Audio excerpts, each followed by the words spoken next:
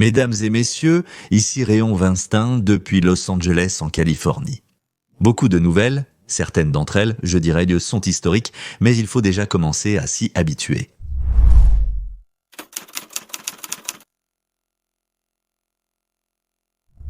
Lundi, les premières rumeurs ont commencé à circuler selon lesquelles la Chine ferme ses frontières pour les citoyens quittant le pays.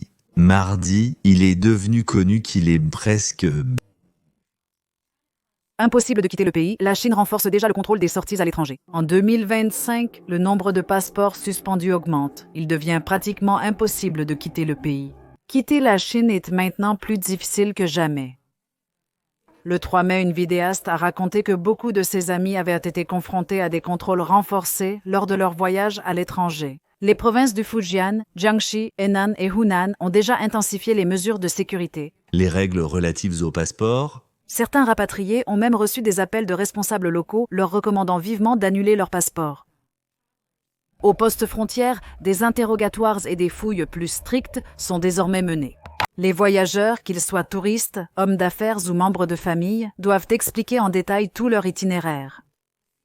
Les douaniers peuvent contrôler bagages, téléphones, messageries et invitations. Un seul message suspect peut entraîner un refus d'entrée. À la sortie, L'un des utilisateurs du réseau a raconté qu'on l'avait enfermé dans une pièce et interrogé pendant plus d'1 heure à propos d'un voyage prévu en Thaïlande. Certains voyageurs sans billet de retour ou sans preuve d'emploi n'ont même pas été autorisés à embarquer sur le vol. Autrement dit, après une période de relative liberté, la Chine revient à des frontières fermées et à un rideau de fer. On dirait, pourquoi ? Une youtubeuse a raconté comment son amie a été arrêtée après que la douane a trouvé un message sur ses projets d'étudier en Asie du Sud-Est et de travailler au Japon. Malgré un visa valide et un billet d'avion, les autorités ont conclu que le voyage avait pour but la fuite, non le tourisme. Qu'est-ce qui motive de telles actions ? Certains disent que cela se fait pour contrôler la migration et réduire la criminalité à la frontière. Et de nombreux internautes pensent que le but est simplement d'empêcher un départ massif. Ne pas permettre un exode massif des Chinois hors du paradis communiste. Ça vous dit quelque chose, Néo, n'est-ce pas ? Et selon vous, cela est le signe de quoi ? Vous pensez que la Chine bat les États-Unis et le reste du monde sur tous les fronts ? Comme nous le racontent les têtes de peupliers.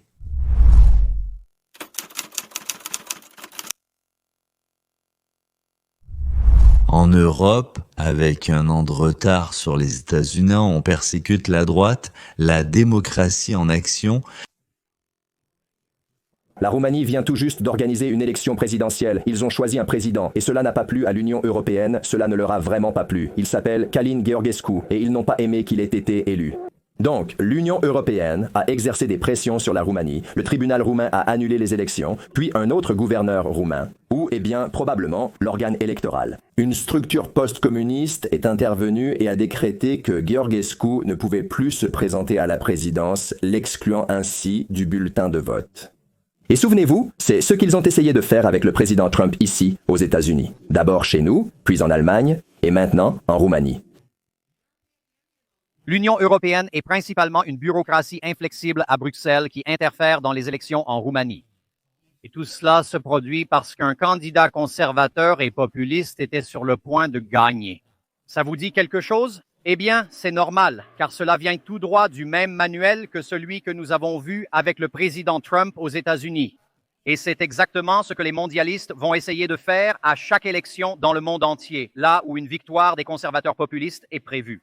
Nous voyons cela en France avec Marine Le Pen, en Allemagne avec le Parti alternatif pour l'Allemagne, AfD, et tout récemment en Roumanie. Mais pourquoi exactement de la même manière ? Oui, parce que c'est le même échantillon, c'est-à-dire les mêmes personnes, le même scénario. De l'improvisation, bien sûr, sur un sujet local. L'idée principale est de conduire le monde vers un fascisme planétaire. Bien sûr, ils ne l'appellent bien pas ainsi, et de contrôler la populace. Nous, avec vous. L'establishment est tombé dans la panique et la Cour constitutionnelle de Roumanie, sous la pression des élites de l'Union européenne à Bruxelles, est intervenue et a annulé toutes les élections, déclarant que l'intégrité démocratique des élections avait été violée. Je ne plaisante pas à cause de l'ingérence de la Russie. Même Boogeyman, c'est-à-dire le méchant, s'est avéré être le même. La Russie a annulé les élections, a emprisonné Georgescu, le chef du parti gagnant, l'a mis en prison et a organisé de nouvelles élections. Mais seulement les droites. La Roumanie est la plus importante pour nous. La toute première, ils ont obtenu 2 fois plus de voix que Georgescu auparavant. 2 fois plus. Maintenant, il y aura un deuxième tour. Chez eux, disons, si quelqu'un n'obtient pas plus de 50%, et ceux-là ont obtenu 40%, il y aura un deuxième tour. 2 candidats. L'un est un nationaliste, et le second est un globaliste du genre Kamala Harris. L'autre, le populiste Georges Siméon, est passé devant pour prendre le relais. Siméon est membre de l'Alliance pour l'unification des Roumains, considéré comme l'équivalent roumain du mouvement Make America Great Again.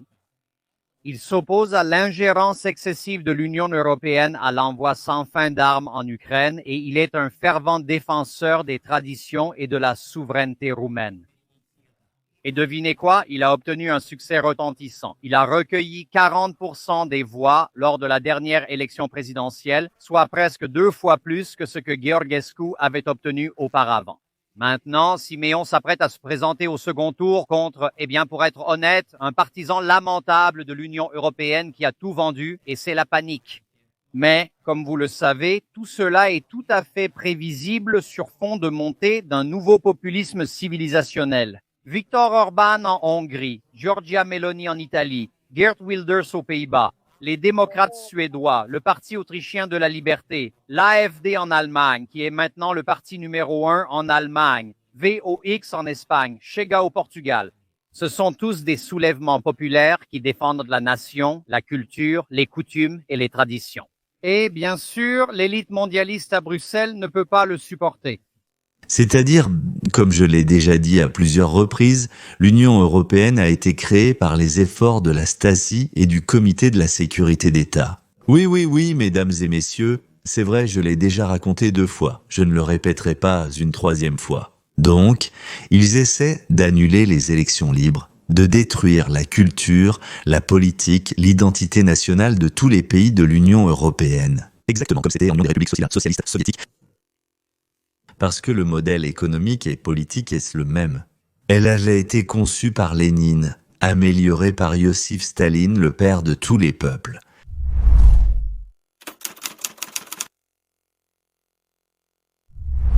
La province de l'Alberta a décidé d'entamer le processus de séparation du Canada et de rejoindre les États-Unis en tant que 51e État. Canada. Ils ont fait un pas de plus vers le fait de devenir une partie des États-Unis.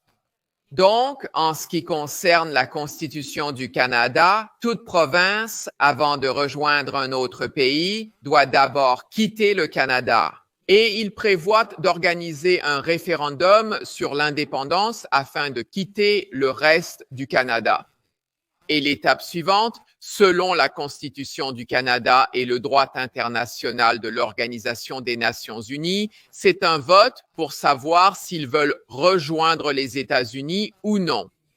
Pour commencer, il faut organiser un référendum. Et selon la façon dont la question est formulée, on peut obtenir une réponse ou une autre. Ainsi, je suis fier d'annoncer que nous avons une question officielle pour le référendum que nous aimerions présenter aujourd'hui dans le cadre de la campagne de collecte de signatures pour l'organisation du référendum. Messieurs, si vous le permettez, excusez-moi une minute et je vais essayer de le faire sans faire tomber la plaque. Voici la question qui sera soumise au vote. Il est écrit: êtes-vous d'accord pour que la province d'Alberta devienne un pays souverain et cesse d'être une province du Canada? Oui ou non? Et même là, ils ont coché la case en face de oui. C'était difficile à voir à l'écran, mais les organisateurs ont coché la case. Oui, on s'en va. Genre, laissons tomber ces vieux socialistes séniles abris d'allô. Voilà ce qu'ils disent, si on le traduit en russe simple. Et voici Donald Trump. Comme cela a déjà été dit lors de notre rencontre avec le nouveau et très talentueux Premier ministre du Canada, nous avons une annonce très importante à faire. Ce n'est pas lié au commerce, c'est autre chose. Mais ce sera vraiment un événement incroyable et positif pour ce pays. Et Ce n'est pas une question de tarifs, mais quelque chose de plus grand et de bon pour notre pays. Donald Trump a même dit, dans son style habituel, que ce serait un séisme. En anglais, ça sonne un peu différemment, mais le sens reste le même. Oui, messieurs, et ce que vous allez voir maintenant, c'est l'œil du peuple. Ce n'est pas un journaliste acheté, écoutez. Dans son discours puissant, qui a été diffusé en direct dans tout le pays, le Premier ministre Scott Moe a déclaré que la situation actuelle n'était plus acceptable. Il a poursuivi en disant que Saskatchewan, avec l'Alberta et la Colombie-Britannique, ne tolérerait plus l'ingérence du gouvernement fédéral qui, selon lui, ignorait les besoins uniques de l'Ouest. Ce discours a provoqué un véritable choc dans le monde politique, mais ce n'était pas la seule surprise. Dans une rare déclaration conjointe, l'Alberta, la Colombie-Britannique, Saskatchewan et le Manitoba ont tenu une réunion secrète.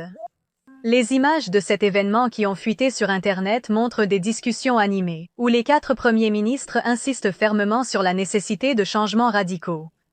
Une source exclusive nous a informé que, derrière des portes closes, des négociations ont déjà commencé sur une nouvelle constitution pour l'Ouest, qui pourrait finalement conduire à une rupture totale avec le Canada. Selon les informations, un des initiés aurait déclaré « Si Ottawa ne nous permet pas de gérer nos propres affaires, alors nous prendrons le contrôle en main. » Ce ne sont que des discussions. Ou bien sommes-nous réellement témoins de la naissance d'une nouvelle force politique qui pourrait rendre le gouvernement fédéral actuel impuissant? Pour l'instant, la réaction de Tava a été rien de moins que paniquée. Lors d'une réunion d'urgence, selon les informations, le Premier ministre Mark Carney a exigé des mesures immédiates pour empêcher la coalition de l'Ouest de prendre encore plus d'ampleur. Mais c'est là que tout devient encore plus intéressant. Des sources nous informent que quelque chose comme un gouvernement de l'ombre a été créé en Occident. Un nouvel organe politique, agissant indépendamment d'Ottawa, a déjà commencé à prendre des mesures dans les domaines de la politique économique, de l'éducation et de la gestion des ressources. Mais la question demeure, jusqu'où ces provinces sont-elles prêtes à aller? Peuvent-elles vraiment aller jusqu'à organiser des référendums sur l'indépendance? À mon avis, ce discours est très touchant, sincère, presque naïf et sage à la fois. En même temps, non seulement Alberta veut fuir les libéraux, mais ce n'est pas la seule province. La Saskatchewan serait aussi prête. On rapporte qu'Alberta et la Saskatchewan élaborent des plans pour organiser un référendum sur la sortie dès l'année prochaine. Mes amis, la menace la plus sérieuse à l'unité du Canada depuis des décennies est à l'horizon. Mais ce qui est encore plus explosif, c'est que maintenant la Colombie-Britannique et le Manitoba envisagent la possibilité de les rejoindre. Les rumeurs s'intensifient sur la création d'une véritable République de l'Ouest. Est-ce que cela se passe vraiment? Le Canada est-il vraiment au bord de l'effondrement? Auparavant, Ottawa avait tenté d'apaiser les tensions en promettant de donner plus de pouvoirs aux provinces. Mais il est maintenant clair que ces nouvelles alliances ne se satisferont de rien d'autre que d'un contrôle total. Et maintenant, selon des fuites de documents provenant d'Ottawa même, le gouvernement fédéral est terrifié par ce qui pourrait arriver ensuite. Il est rapporté qu'à huis clos, les dirigeants politiques cherchent désespérément tous les moyens possibles d'empêcher l'influence croissante de l'Ouest. Mais certains disent qu'il est déjà trop tard. L'Ouest canadien a peut-être déjà pris sa décision définitive. Et si ces provinces parviennent à réaliser leur plan, qu'est-ce que cela signifiera pour le reste du Canada? Il y a donc aussi la Colombie-Britannique, le Manitoba. Et donc sache ça. J'ai peur de prononcer le nom complet, car malgré plusieurs tentatives, je n'y arrivais pas très bien. Ce qu'on appelait la coalition occidentale au Canada, c'est-à-dire les gens qui ne veulent plus être pillés. Les gens qui veulent demander l'asile dans l'Amérique de Trump, voyons ce qu'on va nous raconter sur le Canada. Comme promis par Trump d'ici la fin de la semaine, c'est terriblement intéressant.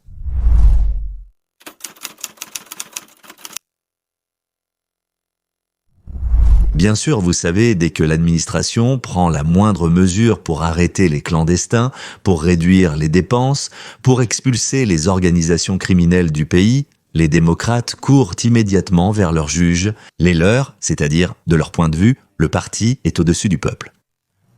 Et ils bloquent les actions de l'administration qui est alors obligée de faire appel à ce sujet. Là-bas, la Maison-Blanche gagne, bien sûr, mais cela prend du temps.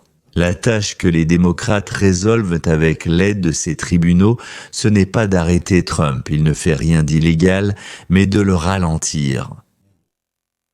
Bien sûr, l'administration et le Congrès travaillant sur un projet de loi qui interdira aux tribunaux de district d'intervenir dans les actions du président élu par le peuple.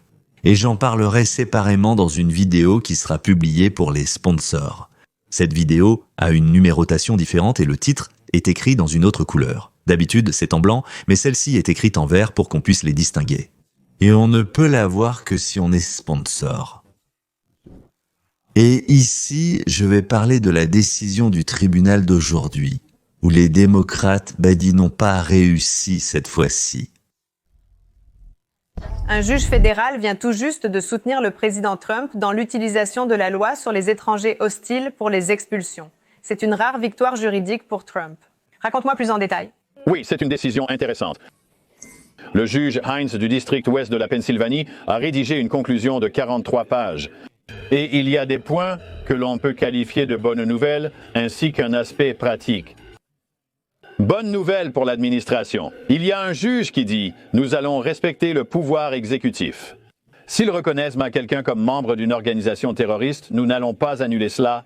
S'ils veulent appliquer la loi sur les étrangers hostiles, nous leur permettrons de le faire sans contrôle particulier.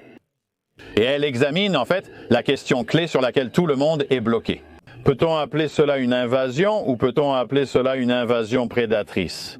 C'est une expression magique lorsque les tendances d'Aragua pénètrent aux États-Unis, comme cela s'est produit avec ses oies, et elle dit oui. Elle examine les procédures judiciaires 1812, 1917 et après la Seconde Guerre mondiale. On dit que ça marche, mais ce n'est pas notre rôle de contester la décision de l'exécutif. Donc c'est le bon ton, un bon résultat. Donc, c'est une énorme victoire juridique pour le président Trump, encore une fois. Et en fait, c'est rare. Moi, si l'on pense à tous les juges fédéraux qui, jusqu'à présent, ont émis des injonctions contre le président. Monsieur Tack, on peut considérer cela comme une victoire.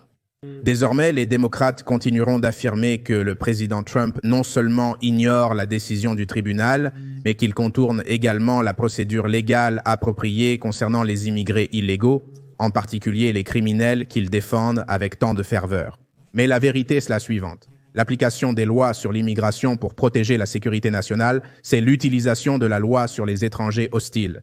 Je veux dire, c'est une loi en vigueur. C'était Devory Darkins, je l'ai déjà montré dans mes vidéos, on peut facilement le trouver sur YouTube, je le recommande. Il a 1 million d'abonnés. Et maintenant, retour à Fox News et à leur analyse. Le président Trump est arrivé ici, dans l'État du Qatar, à Doha, pour signer de nouveaux accords. Seulement un jour après que l'Arabie Saoudite a promis d'investir 600 milliards de dollars dans le trésor américain, les Qataris ont augmenté la somme à 1, 2, voire 3 billions de dollars, y compris l'accord de l'émir du Qatar, portant sur plus de 200 avions Boeing pour une valeur totale de plus de 200 milliards de dollars. Voici ce qu'a déclaré précédemment le président Trump. Félicitations à l'entreprise, produisez ces avions, produisez-les. Je veux simplement vous remercier, nous sommes amis depuis longtemps, bien avant la politique. Pour vous, c'était de la politique, pour moi non, c'est vrai. Donc, le juge n'a pas seulement répondu. Bien sûr, l'administration peut expulser les clandestins, et pour cela il n'est pas nécessaire d'avoir une audience au tribunal, il suffit d'un dossier avec des preuves, sur le bureau du juge de district, et il approuve ou demande des documents supplémentaires. C'est-à-dire qu'on peut expulser, mais il faut éviter l'arbitraire et les erreurs. On accorde, après avoir décidé d'expulser, on accorde, je crois, 20 jours, si je ne me trompe pas, elle a dit 3 semaines, 21 jours. Peut-être que c'est pour que, s'il y a des doutes, ou si la personne veut faire appel, et qu'après cela, le juge a signé, on puisse expulser tranquillement. En réalité, la participation du tribunal, comme le disent les instances de surveillance, elle est positive. Parce que nous ne voulons pas que les gens écrivent des dénonciations les uns contre les autres, et qu'ensuite, sur la base de ces dénonciations, en Union soviétique, les gens étaient envoyés en prison par les troïkas. C'est similaire. Et maintenant, encore une chose. La juge a dit que oui, ce qui s'est passé ces dernières années aux États-Unis, c'est une invasion. Des millions d'invités non invités sont entrés dans le pays, dont beaucoup sont venus avec de mauvaises intentions. Et donc, bien sûr, ils peuvent et doivent être expulsés. Et l'administration a le droit de le faire. Il faut simplement que cela soit fait de manière à ce que des innocents ne souffrent pas. Gloire à Dieu, la voie du bon sens.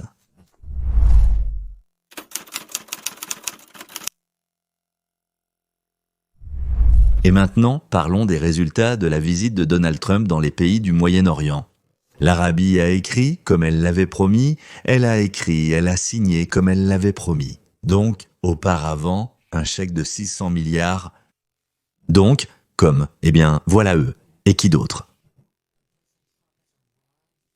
Le président Trump est arrivé au Qatar, à Doha, pour signer de nouveaux accords, un jour après que l'Arabie saoudite a promis d'investir 600 milliards de dollars dans le trésor américain. Le Qatar augmente la somme à 1 à 2, voire 3 billions de dollars, y compris l'accord de l'émir du Qatar pour acheter plus de 200 avions pour une valeur de plus de 200 milliards de dollars. Voici ce qu'a déclaré plus tôt le président Trump. Félicitations à l'entreprise, produisez ces avions, mettez-les sur le marché. Je tiens à vous remercier, nous sommes amis depuis longtemps, bien avant la politique. Pour vous, c'était politique, mais pas pour moi, n'est-ce pas ?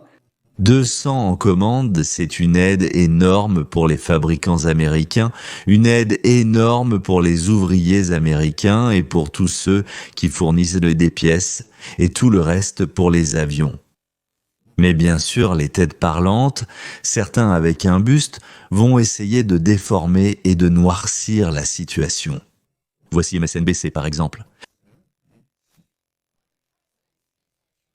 Mais l'intention du président est de faire en sorte que cette visite au Moyen-Orient paraisse éclatante, remplie d'accords dans chacun des endroits. Il affirme qu'il s'engage à créer des opportunités économiques qui apporteront des emplois aux États-Unis, attireront des investissements aux États-Unis et, dans certains cas, offriront des opportunités aux entreprises américaines au Moyen-Orient. Le président profite des réceptions luxueuses qui lui ont été offertes dans toute cette région jusqu'à présent. D'abord en Arabie Saoudite, où des chasseurs ont escorté Air Force One à son arrivée à Riyad. Aujourd'hui encore à Riyad, il y a eu une autre escorte de chasseurs. Ici, il a été accueilli par des chevaux arabes et une troupe de chameaux. Le président, sans aucun doute, apprécie les relations personnelles qu'il entretient avec certains dirigeants de ce pays, y compris, bien sûr, le prince héritier saoudien Mohammed Ben Salman. Pas un mot sur les investissements records dans l'industrie américaine, pas un mot sur le développement des hautes technologies, sur Boeing, sur les projets d'intelligence artificielle. Oui, c'est pour ainsi dire l'intelligence artificielle. Pas un mot sur le fait que 600 milliards de l'Arabie Saoudite plus 600 milliards du Qatar, c'est, soit dit en passant, 1,2 billion d'investissements. Trump voulait ramener 1 billion. Et il rapporte 1,2, soit 200 milliards de plus. Il rapporte 1,2, soit 200 milliards de plus. En prenant en compte les 600 milliards d'hier, si l'on prend en compte les 600 milliards d'hier, c'est 600 milliards du Qatar, comme indiqué dans ce document. Ainsi, Arkounsi commence déjà avec 243 milliards entre les États-Unis et le Qatar pour l'achat d'avions, 8,5 milliards pour leur infrastructure, 97 milliards pour où ils auront 30 projets. Vous avez aussi 1 milliard selon l'accord de coentreprise, là encore 1 milliard provenant de 2 milliards pour 38 milliards. Ce sont des investissements potentiels, y compris le soutien à la répartition des dépenses sur la base aérienne. Au final, en arrondissant, on obtient environ 600 milliards, soit 1 à 3 billions au total. Est-ce que quelqu'un peut, s'il vous plaît, envoyer ça à... La présidente attendait avec impatience la signature de cet accord, tout comme d'autres accords qu'elle prévoit de conclure lors de son voyage aux Émirats arabes unis demain. Puis elle reviendra à Washington. Mais à peine était-elle partie... Dans ce voyage, au début, Initialement, la Maison-Blanche nous a assuré que tout serait axé sur les affaires. Ils espéraient revenir à Washington avec des investissements d'1 trillion de dollars dans l'économie américaine, selon Nicole. Encore une journée réussie. Il est évident que les démocrates sont horrifiés par les réussites de l'Amérique. C'est pour eux comme un couteau bien aiguisé dans le bas du dos. Et le peuple, comment le peuple réagit-il à tout cela ? Eh bien, passons au sondage. C'est un nouveau sondage qui a été réalisé et les démocrates envisagent l'avenir de leur parti avec optimisme, de différentes façons. 35% ont répondu oui, contre 57% en juillet 2024. Les électeurs pensent globalement que les démocrates américains ne s'opposent pas assez activement à Donald Trump. Malgré la raison pour laquelle il est devenu président, la raison pour laquelle il a remporté tous les États clés et la majorité des voix américaines, cela tient au fait que les gens voulaient des politiques qui... Il met en œuvre. Il semble que l'optimisme à propos des démocrates soit désormais ressenti uniquement par les membres du Parti démocrate, soit un tiers du pays. Et personne d'autre qu'eux. Pourquoi le peuple se détourne-t-il d'eux ? Ils ont lavé le cerveau des gens en disant que Trump est un fasciste, qu'il est le diable, qu'il est un complice de Poutine et qu'il veut, sur ordre des services de renseignement russes, je ne sais pas, du Kremlin, détruire les États-Unis. Et donc ils croyaient, et soudain ils ont découvert qu'on leur avait menti. Si l'on parle de ceux que les électeurs du Parti démocrate aiment, c'est en fait une sorte d'indicateur de la direction dans laquelle ils peuvent aller. Regardez ça. Avez-vous une opinion très ou plutôt positive de Bernie Sanders ou plutôt très négative? Positivement, 75%, 55%, positivement. Chuck Schumer, 35%. Voilà l'avenir du parti, le socialisme. Il y a donc des démocrates qui croient encore que Trump est le mal, qui font confiance à Sanders, il est socialiste, très proche des communistes. Alexandria Ocasio-Cortez est socialiste, proche de n'importe quoi, elle, à mon avis, ne comprend même plus ce qu'elle veut. Et ils ne font pas confiance aux centristes. Voilà par exemple Chuck Schumer, donc, un centriste, un centre-gauche un peu crapuleux. Donc, ceux qui sont restés avec le Parti démocrate veulent prendre et partager. C'est l'idée principale du socialisme, oui, piller tout ce que le capitalisme a produit. Et puis on verra, peut-être qu'il y aura encore quelque chose qui tombera du ciel. Mais on ne va pas penser à l'avenir, non. Prendre dire à quelqu'un et partager avec eux, c'est ça leur super programme.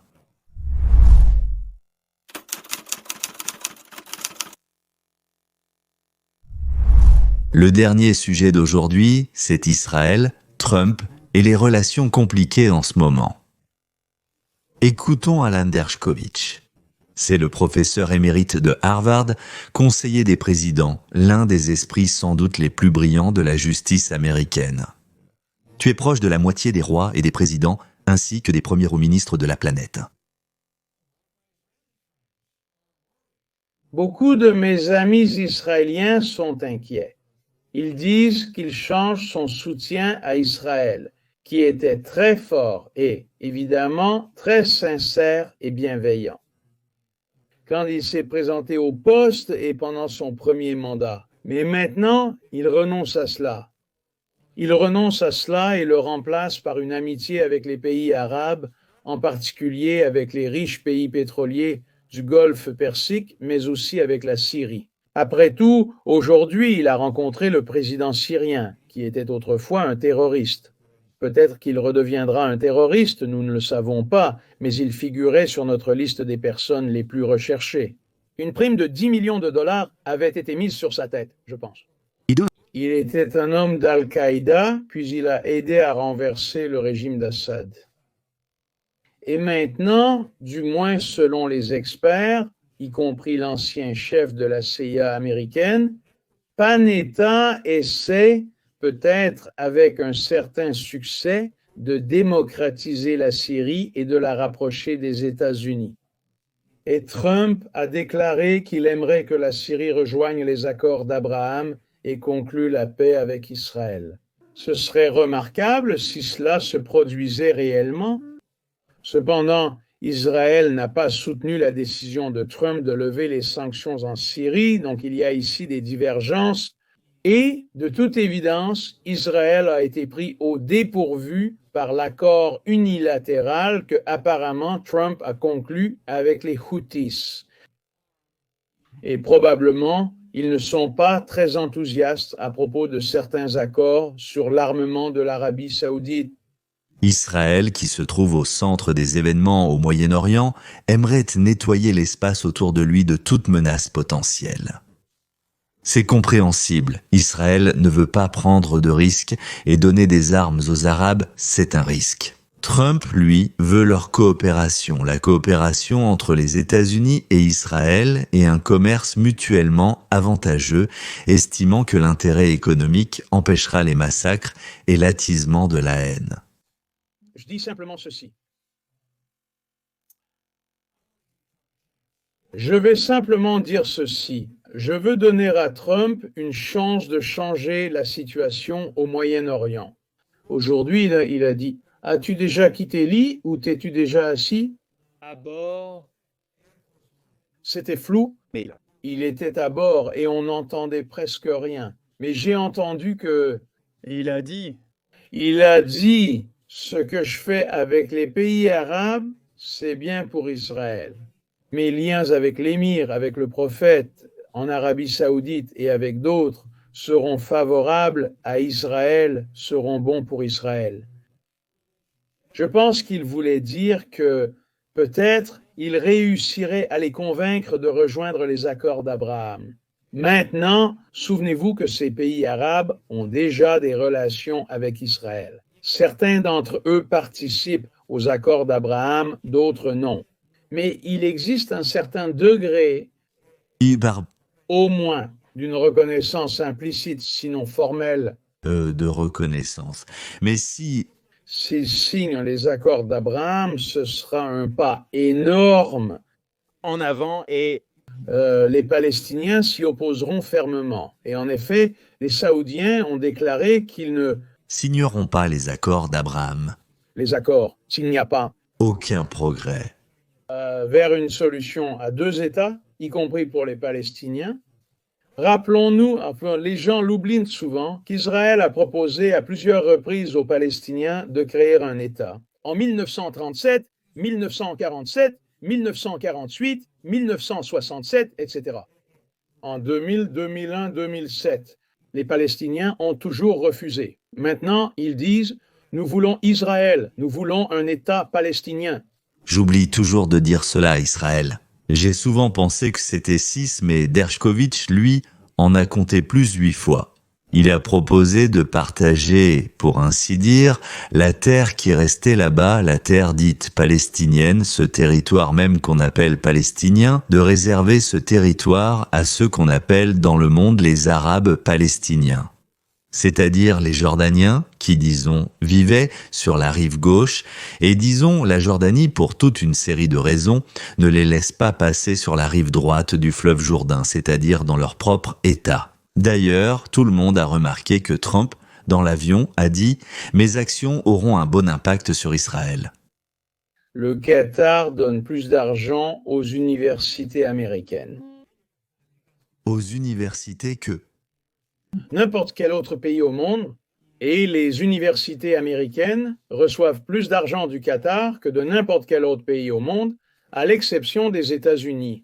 Donc, ces étudiants radicaux qui détruisent les universités américaines, ou ces facultés qui détruisent les universités américaines, sont en grande partie financés par l'argent qatari. Donc, c'est une situation très compliquée. Le Qatar est un pays très complexe. Vous savez, comme je l'ai déjà dit, lorsque j'ai rencontré l'émir du Qatar, nous avons discuté de certaines de ces questions, mais à l'époque, on ne ressentait pas à quel point tout cela était complexe et embrouillé, relation avec les universités américaines. En fait, j'ai donné une conférence à l'université américaine au Qatar, et vous savez, on m'a applaudi après la conférence. Je n'ai pas donné une conférence sur Israël, j'ai donné une conférence sur la liberté d'expression dans un pays où il n'y a pas de liberté d'expression, donc c'était un peu controversé. La conférence a été organisée par la mère de l'émir du Qatar et il y a eu des protestations. Un groupe de personnes hostiles à Israël a quitté la salle. Pendant mon discours, elle s'est approchée de moi directement. Ils m'ont regardé droit dans les yeux, puis sont passés à côté de moi et sont partis. Mais les autres sont restés et m'ont écouté. Ils ont écouté mon discours. Monsieur, donc le monde est tellement compliqué. Voici par exemple la Syrie. Il y a quelques années, pour l'assassinat du président syrien, on offrait 10 millions de dollars. Et aujourd'hui, là, il est assis à la même table que le président des États-Unis, il lui serre la main et le président américain l'appelle un gars sympathique. Il était un terroriste qui tuait des innocents, mais vous savez, le terroriste d'hier est apparemment l'homme d'État d'aujourd'hui. Nous avons vu cela partout dans le monde. Moshi, en commençant par Nelson Mandela et Menahem Begin jusqu'à de nombreuses autres personnes dans l'histoire. Il est intéressant de noter que ce genre de terrorisme n'a jamais existé en Amérique aux États-Unis. C'est intéressant, n'est-ce pas? Et Nelson Mandela, un terroriste devenu chef d'État, Menahem Begin, un terroriste devenu chef d'État. J'ajouterai aussi Abraham Lincoln, un chef d'État qui est devenu terroriste. Et c'est aussi intéressant cela. Quand j'étais un jeune étudiant en droit, les deux meilleurs alliés d'Israël étaient la Turquie et l'Iran. Ils ont gagné. Elles n'étaient pas arabes, mais des dictatures musulmanes avec un peu plus de liberté que ce qu'il y avait dans la plupart des pays arabes. Mais en Iran, c'était le Shah qui régnait, et en Turquie, le pays était dirigé par les successeurs d'Atatürk. Et Israël avait des relations très, très étroites, aussi bien avec la Turquie qu'avec l'Iran. Aujourd'hui, l'Iran est son pire ennemi et la Turquie est probablement le deuxième ennemi le plus important. Et les amis potentiels deviennent ceux qui étaient auparavant ses principaux adversaires. L'Arabie saoudite, les Émirats et d'autres pays, et la Syrie. Vous savez, il est évident que la Syrie a combattu contre Israël en 1958, en 1967, en 1973 et plus récemment. Et maintenant, peut-être qu'ils feront partie des accords d'Abraham. Donc, nous vivons à une époque intéressante et sans aucun doute, ce qui se passe aujourd'hui au Moyen-Orient est très intéressant. Mais si j'étais israélien et si Bibi Netanyahou m'appelait pour me demander mon avis à ce sujet, ce qu'il n'a pas fait, il sait que je connais Donald Trump et il me fait confiance. Je lui dirais, sois prudent, non, ne pense pas que Trump t'a échangé contre son soutien. Parmi les Arabes, non. Je pense qu'il essaye de trouver un moyen d'aider les deux pays à créer de la stabilité. Je veux dire, son objectif est la stabilité des investissements. Dire aux pays arabes de ne pas faire la guerre avec Israël, de conclure des accords avec eux, de travailler ensemble. L'ennemi de tout cela, c'est l'Iran. Et c'est pourquoi il essaie de conclure un accord avec l'Iran. Et il a dit même aujourd'hui, s'il allait au-delà de la question nucléaire, il a dit à Ter Stein que l'Iran devait renoncer à ses ambitions nucléaires, mais qu'il devait aussi cesser d'être des exportateurs de terrorisme dans toutes les régions environnantes.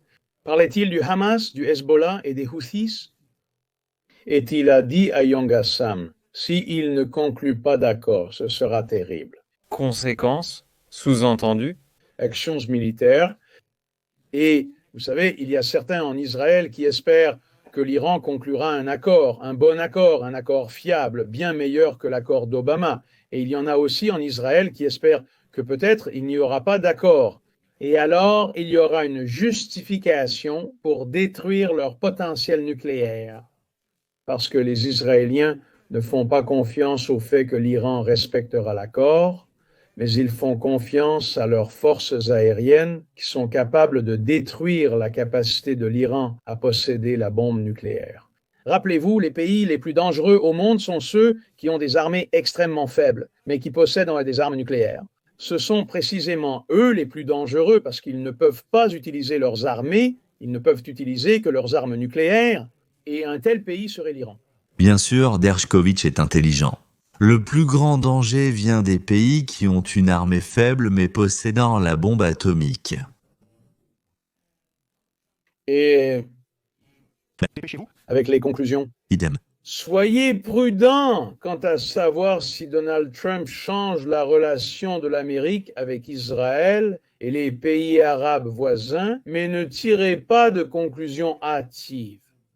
Il est tout à fait possible qu'il essaie de parvenir à une solution qui soit avantageuse pour tous et qui apporte un certain degré de M-sécurité et de MPM dans toute la région. Avec l'Iran ou sans l'Iran? Alors, suivez l'actualité. Je suis prudent mais optimiste et j'espère que nous nous souviendrons de ces quelques jours. Et la visite de Donald Trump au Moyen-Orient est très, très positive. Très, très positive. C'est bien. Je suis avec Dershkovitch, moi aussi je suis prudemment optimiste.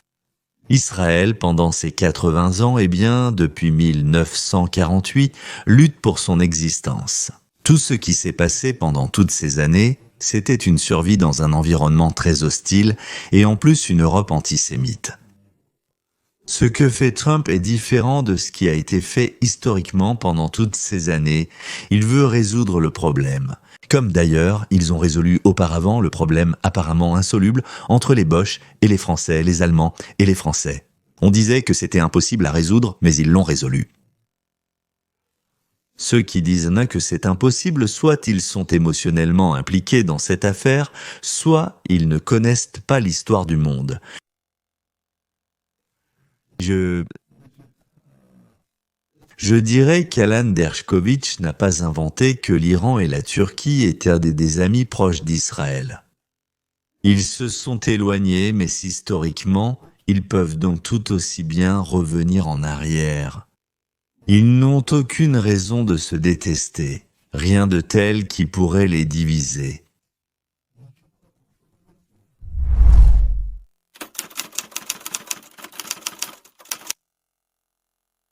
Pendant que j'enregistrais le dernier sujet, le tout dernier sujet est arrivé. Reuters vient d'annoncer que l'Iran est prêt à signer un accord avec Donald Trump afin de lever les sanctions américaines. C'est ce qu'a déclaré le principal conseiller de l'ayatollah Khomeini, Ali Shamkhani. L'Iran est prêt à renoncer complètement à la fabrication d'armes nucléaires, à ses stocks déjà enrichis et à laisser entrer des inspecteurs internationaux en échange de relations commerciales normales. Et quelques autres choses en plus. Shamkhani a donné une interview et a déclaré que si tout se passe normalement, il est possible d'améliorer les relations avec tous les voisins. Eh bien, fais confiance, mais vérifie, bien sûr, oui. Steve Witkoff, qui a mené le 4e round de négociations avec l'Iran, a qualifié cette rencontre, comme il l'a dit, d'inopinément encourageante. Bien sûr, Israël voudrait détruire tout l'arsenal de l'Iran, y compris les réserves d'uranium. Mais dans 3 à 5 ans, tout reviendra à la normale, exactement comme cela s'est répété presque tout au long des près de 80 ans d'existence d'Israël. Nous gagnons, nous détruisons, nous tuons. Au bout de 3 ou 4 ans, ils se rétablissent et attaquent de nouveau. C'est-à-dire, comme on dit, 22, etc. C'est-à-dire, il est impossible de sortir de ce cercle. Donald Trump a choisi, dans un certain sens, la voie dangereuse de l'accord. Mais il est possible que cela conduise à une résolution de la situation tendue, tant entre les chiites d'Iran et les sunnites d'Arabie Saoudite, qu'entre les Arabes et Israël. Ce problème a été résolu en Azerbaïdjan, je parle entre les sunnites et les chiites. D'après les rumeurs, les États-Unis seraient prêts à proposer à tous les pays de la région de leur construire des centrales nucléaires. Et cela, simultanément pour l'Iran et pour les États sunnites. Si vous demandez pourquoi l'Iran a soudainement accepté maintenant ce compromis, parce que les États-Unis et l'Arabie Saoudite ont annoncé qu'ils allaient commencer à développer ensemble un programme nucléaire civil, enfin pas militaire. C'est le ministre américain de l'énergie Chris Wright qui l'a annoncé. Voilà ce qui s'est avéré être la clé du désir immédiat de l'Iran de rejoindre. Les détails sur l'endroit où l'uranium sera enrichi. Quelle fonction exactement les Saoudiens vont-ils assumer? Peut-être avec eux aussi Abu Dhabi, Koweït, Jordanie. Tout cela dans les prochains mois. Trump joue va banque. J'espère qu'il réussira la reconstruction du monde parce que c'est une reconstruction du monde. Et cela partout, mesdames et messieurs, dans toutes les régions. Comme je l'ai déjà dit, continuer une course effrénée à l'armement avec des compétences sociales d'hommes des cavernes est devenu incroyablement dangereux. C'est dangereux. Il est impossible de changer la nature humaine. Eh bien, il est impossible de changer la nature humaine, mais il est possible de créer des conditions où la coexistence sera plus avantageuse que le massacre. Ah oui, j'ai oublié de dire merci à ceux qui partagent mes vidéos avec leurs amis. Depuis déjà 6 mois d'affilée, chaque jour, 1000 personnes s'abonnent à ma chaîne. Merci à vous, enfin presque déjà. Nous avons atteint le cap du quart de million, alors qu'avant l'élection de Trump, il y avait 109 000 personnes. C'est agréable que vous trouviez ce que je raconte intéressant, utile, important. À la prochaine rencontre.